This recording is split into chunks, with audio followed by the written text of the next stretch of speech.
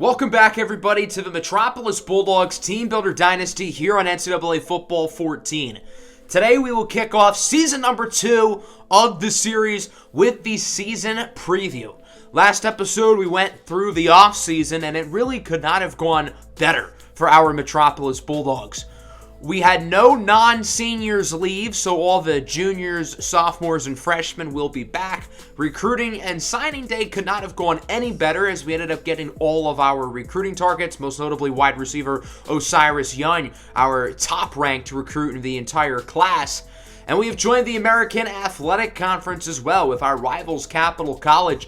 And I think this team is in a really good spot going into season number 2 of the series. Last year, we exceeded expectations, winning 3 games. And I think last year's team has set the bar for this year's squad, which hopefully we will see some improvement. I'm not saying I expect like a ball game or anything out of this team, but I am expecting some improvement. So we're going to start off with the red shirts here. We're redshirting about half of our freshmen. I figured the guys who weren't going to start or get a lot of playing time, we might as well use the red shirt on them. There were some surprise red shirts, such as Kevin Bowman and Fiki Yakabuti. I wasn't originally planning on redshirting them, but I changed my mind. We're going to redshirt a couple of other players, including offensive guard Parker McMahon, linebacker Emmanuel Dukes, our starting quarterback last year, Victor Johans. We'll talk a little bit more about that decision in a little bit as we talk about who will start at quarterback this year, and then safety Alex Robertson. So those will be our red shirts, mostly freshmen, but some other players who I didn't think were going to start, and I wanted to get an extra year of eligibility. Let's take a look at our depth chart. I would say at least half of the roster has new starters, if not more. We had a very big senior class leave, and we also have a very talented incoming freshman class, headlined by a pair of very talented quarterbacks in Jonathan Roberts and Manuel Castillo, who will both battle for the starting position. Jonathan Roberts was a 3-star athlete from Worthington, Ohio. He can play quarterback at a high level along with wide receiver. Roberts is very athletic. He's one of the fastest players on the team and can make plays with his legs. He also has a very solid arm. Pretty good arm strength, pretty good accuracy, and is overall a very well-rounded quarterback. This is somebody who I could see being the face of our program for the next 4 years. However, if he were to lose the QB battle to Manuel Castillo, I still think Roberts could have a role on this team. As I said, he very easily could switch over to wide receiver, and I think he would fit just fine. However, if he plays really well at quarterback, that's where he's going to end up staying. And I think he is the slight favorite to win the QB battle, but not by a whole lot, because the other true freshman, Manuel Castillo, is very talented in his own right. We saw Castillo play some high school ball last year for the Archbishop Carroll Lions, a local team to our school in Washington, D.C. Manuel Castillo played very well in the 2 games we saw live action of him.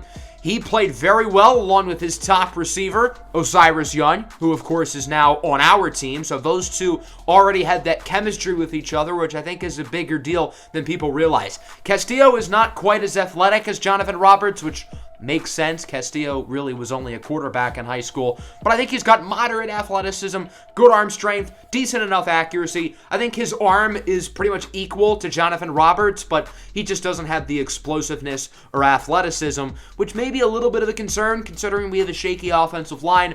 But again, if Castillo ends up being our best quarterback, we will make it work. I think both of them are more talented than Victor Johans, who was our main starting quarterback last year. So Johans will be redshirted, and the goal with him is to help him transition over to a new position. I want to keep Johans in the program, but I don't think it'll really be at quarterback. I think the most likely bet will be tight end. I think that's where we're going to try to move him. So Jonathan Roberts and Manuel Castillo will both split snaps early in the season, and whoever plays better will be the starting quarterback going forward. Redshirt freshman Ibrahim Yoder will be the 3rd string. So the quarterback battle is definitely the main storyline to watch on this team early in the season.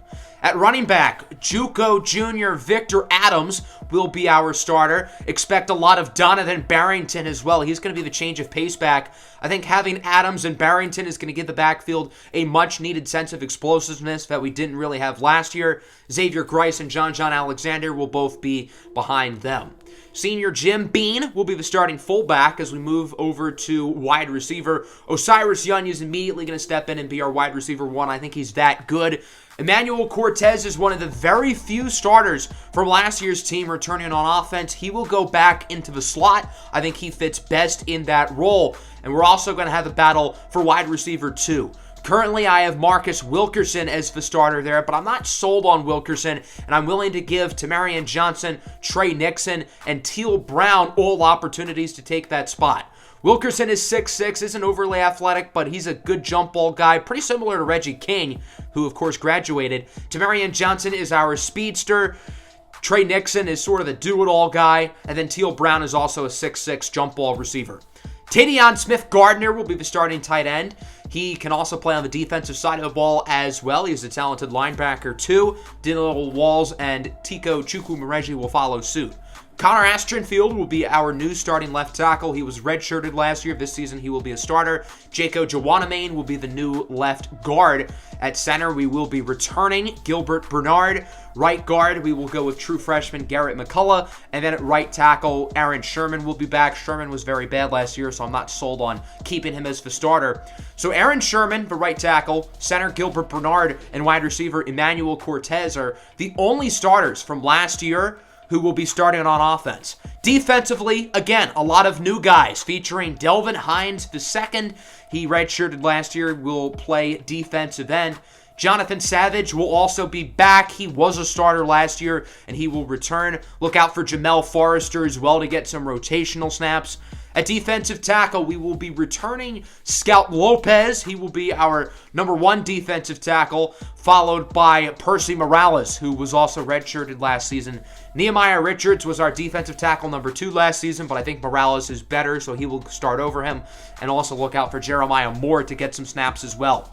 Both of our starting outside linebackers from last year return, with Ford Chavez at left outside. Middle linebacker, we're going to go with true freshman Michael Roberson and redshirt freshman Curtis Neal. We run a lot of 2 inside linebacker packages, so expect to see both of them plenty. Miles Burrow was a starter for us last year. I might end up redshirting him. I'm not 100% sure. I may change my mind on that one. And then Malcolm DeGray will be back as our right outside linebacker, one of our team captains. The cornerback room is going to look quite a bit different as well. I was originally planning on starting Figgy Yakabuti, but I decided to redshirt him. So our outside corners will be redshirt freshman Terrell Cream, who's currently listed at safety, but I'm probably going to move him over to corner. And then true freshman Brian McGrew. Hassan Antonio will stick in the nickel. I thought he played pretty well there last season. Dilip Bowe will be cornerback number 4. And Victor Adams, a two-way player, may get some snaps on defense as well. Kind of like a poor man's Mekhi Diggins, although I think he'll be a better running back than Mekhi Diggins. Our 2 safeties from last year, Tavion Lewis and Ryan Jovanovich, are both back. And then the same kicker and punter, Mark Mitchell and Zach Kirksey. Donovan Barrington and Victor Adams will be our main kick and punt returners. I think they're the 2 most explosive players on the team, in particular Barrington, and I want to get them the ball as much as possible. We will have Mark Mitchell do the kickoffs. Garrett McCullough will be our lawn snapper. So there you go. There's the depth chart. We do have a couple position battles, particularly at wide receiver 2 and obviously quarterback between Jonathan Roberts and Manuel Castillo. Let's take a look at the custom schedule. We have 9 in-conference games. Usually I only like to have 8. So next offseason I will switch that to make sure we have 8 in-conference games and 4 non-conference games. So our non-conference opponents will be Washington State, week 1 at home. Week 2, we will play against our rival Maryland, also at home. So already, our first 2 games against 2 Power 5 teams at home. And then week 3, we will head out to UNC Chapel Hill to take on the number 2 ranked North Carolina Tar Heels, led by senior quarterback Sam Howell. Yeah, that might be a rough one. We'll see. From there, we get into our interconference schedule, facing off against Tulane, SMU, and Memphis before a bye week. All of our interconference games are rotating between home and away, which I think is pretty interesting. Then we play East Carolina, who's going to be quite good for the next couple of seasons. They're going to be big competition. And then after that, we have USF, Temple, who we beat last year, UTSA, our rivals Capital College, who we lost to last year, and then Navy. For our senior day, remember, we also beat Navy last season, so it's good to have a couple of familiar opponents who we know how to defeat.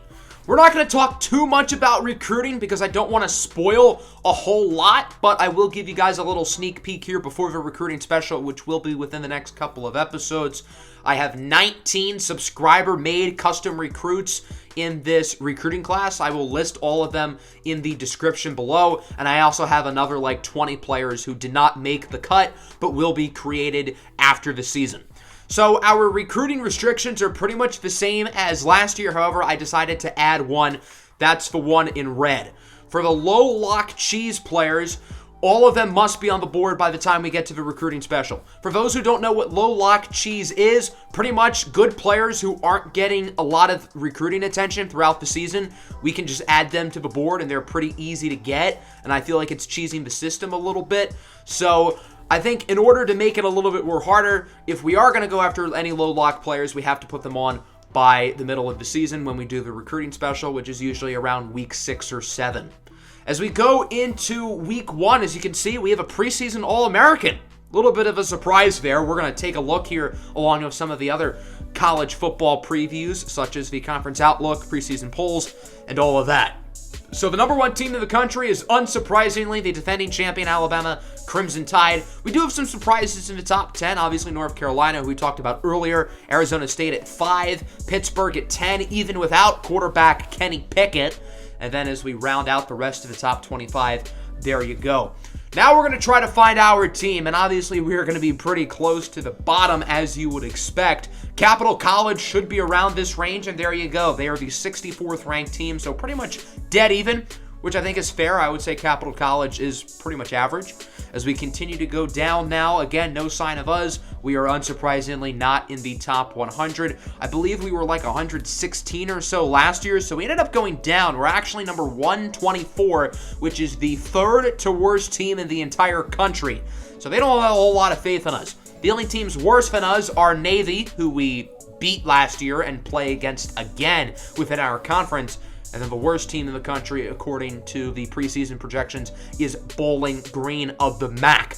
So as we look at the conference outlook, we are not projected to finish in dead last because of Navy. We are projected to finish 5th in the American Athletic East. ECU is projected to win the East, and then Memphis is projected to win the West. With Houston, Cincinnati, and UCF all moved on to the Big 12, expect teams like Memphis, East Carolina, and UTSA to all rise above the competition. Hopefully we can get up there as well within the next couple of seasons, and I wouldn't be surprised if Capital College does as well. I believe Capital College is the highest rated team in the conference.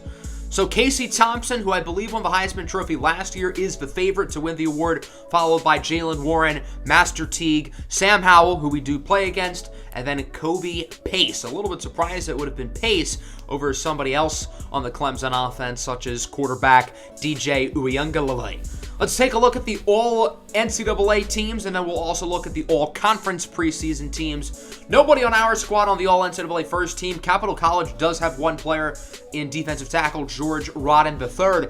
Then as you look at the second team, to my surprise, Metropolis would actually get a player to make the list, and it ended up being defensive back Ryan Jovanovic. I kind of had a feeling it would be Jovanovic. I believe he was one of our few all-conference players last season for the Independents. Jovanovic gets a lot of tackles, makes plays in the backfield, occasionally makes plays on the ball. I don't think he'll be the second best strong safety in college football, but hey, I'm not complaining that our player gets that honor. As we look at the American Athletic Conference first team, there are a number of players on defense with Scout Lopez, Ford Chavez, Miles Burrow, and obviously Ryan Jovanovic. We would not have as much luck on the second team. Nobody on offense, which makes sense considering we only have 3 starters returning from last year, and even so, last year's offense was pretty bad. We do have Tavion Lewis there at 3 safety, so I believe we ended up with 5 all-conference players, all of whom were on defense and all of whom started last year. Those were really our only starters from last year's defense who are back, other than Jonathan Savage. Let's take a look at the 4-year outlook, and they actually kind of have faith in us. After being ranked 124th for the next couple of seasons, they have us going to 98 and then 54, clearly showing faith in our great recruiting class from last year. I think we will exceed those projections, but again, it's good to know that the game thinks our team will develop. We do have the worst home field advantage still currently, which I guess makes sense. We only won 1 home game last year. I believe that was when we shut out Temple 31-0. Unfortunately, we will not host Temple again this year. We are headed to their place at Lincoln Financial Field, home of the Philadelphia Eagles. So let's get into our Week 1 game. That will be in the next episode, but I do want to take a look at Washington State here today. The Cougars are a very talented team coming from the Pac-12 Conference. They are certainly going to be the favorites over us. They are a lot better, led by junior quarterback Jaden DeLaura, who wasn't all that good last year. He had a 43 completion percentage, which is not the best, isn't an overly big threat with his legs. With star running back Max Borghi gone, they will rely on Takeo Watson to be the main ball carrier. Wide receiver Raynard Bell, along with a couple talented defensive ends as well, headline some of the elite players on this roster. Washington State is not one of the better teams in the Pac-12, but they're not one of the worst either. I would say they're around the middle, which is obviously quite a bit better than us. I'm pretty sure in the preseason polls, they finished in the top 40, so certainly no slouch. They are definitely supposed to beat us here, but I think a lot of our guys do have the chip on their shoulder, and again, I think we're a lot better than we are last year with all of our new additions. So that's going to end today's episode. I hope you guys enjoyed it, and I hope you guys are excited for season number 2 of the Metropolis Bulldogs Team Builder Dynasty.